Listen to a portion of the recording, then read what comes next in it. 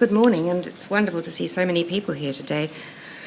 I would first like to pay my respects to the Kaurna people as the traditional custodians of this land we meet on today, and to acknowledge their deep spiritual attachment and relationship to the country. And I must say that South Australia's heritage can only be understood in terms of the context of its history, which of human contact, both Aboriginal and European, and together they provide us with a richer and deeper experience. On behalf of the South Australian Heritage Council, I'm very pleased to welcome you to the Heritage Tourism Workshop, and obviously there's a great deal of interest in this topic. It's very rewarding to see that today. Most of you probably know that the Heritage Council is the statutory body responsible for the protection, preservation and promotion of this state's heritage. And there are different levels of heritage listing in South Australia. We actually have one World Heritage Place, which is the Naracoorte Caves, and some of you may know that there are nominations for other world sites in train at the moment. And there are also 7 national heritage places. However, we have 2,286 state heritage places, 7,058 local heritage places, and 17 state heritage areas. And as well as that, there are 804 historic shipwrecks with numerous relics which are located in our regional museums. So we really do have a wealth of heritage in South Australia, and it would be wonderful to see it appreciated more by our visitors. These are all protected under Commonwealth and state legislation to enable current and future generations to appreciate the stories and the experiences of our past, both those tangible and intangible experiences. Heritage is an important contributor to tourism, and in 2012, the Heritage Council report on Heritage Directions, which is a statutory plan, recognised the valuable connection, and I quote from that report: "Heritage has a clear and direct economic value when it comes to tourism. A key area for the state's future economic growth in the city of Adelaide, heritage is accessible and on show from buildings and monuments to our famous belt of parklands, a legacy of Colonel Light's visionary plan. In many country and regional areas, heritage unquestionably underpins cultural tourism. But there is another indirect value which is often overlooked. Foreign students and migrants often cite the charm and feel as important factors in their choice of Adelaide as a location to study or to live." End of quote.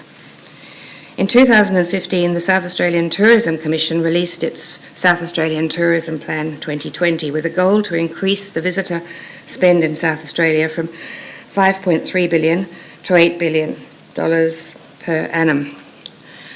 The Heritage Council, in its annual report to the Minister on Heritage Trends, Issues and Opportunities, has suggested that our state's heritage, in all its forms, built, natural, cultural and maritime, could contribute to this state government initiative.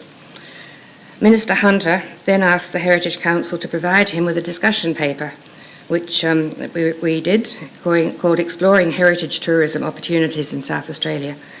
And that was presented to the Minister in July 2015 with the support of the State Heritage Unit of Duna.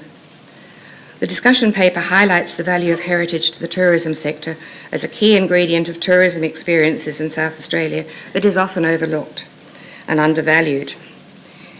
And I hope we can address that issue today. In a sense, heritage provides a common thread for the interpretation of our tourism products that is a unique point of difference. This paper, if you're interested in reading it, can be found on the Heritage Council's website, and it'll soon be made available for public consultation through the state government's Your Say website in order to gain a greater understanding of the community's views on the role of heritage in tourism. Research data shows that in 2012, just under 48% of overseas visitors to Australia attended at least one cultural or heritage attraction. Of these 2.8 million international cultural and heritage visitors, 58% had visited a museum or art gallery, and 57% had visited a historic or heritage building site or monument. This research also shows that these cultural and heritage visitors, both domestic and international, spend nearly twice as much time and money as other visitors. This is an important fact when promoting the value of heritage tourism. In its tourism discussion paper, the Heritage Council has not made detailed recommendations, as it recognises the need to consult more broadly with other key stakeholders and the community first, and this is the start of that consultation. However, two important initiatives were identified. The first was to explore with key stakeholders their willingness to establish a Heritage Tourism Alliance. I'm pleased to announce that there was a commitment to form this alliance, and current membership includes the South Australian Heritage Council, the Local Government Association, the National Trust, Australia ICOMOS, Arts SA, History SA, the Adelaide City Council and DUNA, with the South Australian Tourism Commission and South Australian Tourism Industry Council keen to be informed and connected on research and projects of this alliance. And I would like to acknowledge many representatives from those organisations who are here today. The second initiative was to undertake a workshop with stakeholders to employ strategic issues and opportunities. This is why we are here today, to consult and engage with you through sharing stories and information, and then coming together to discuss new ways to collaborate and strengthen South Australia's tourism products through its heritage. While it's hoped that opportunities for collaboration and partnerships may form out of today and progress independently, the key recommendations from the discussion groups this afternoon will be summarised and shared with all participants. The Heritage Tourism Alliance will consider these recommendations at its next meeting before presenting them to the Heritage Council and then to the Minister for consideration.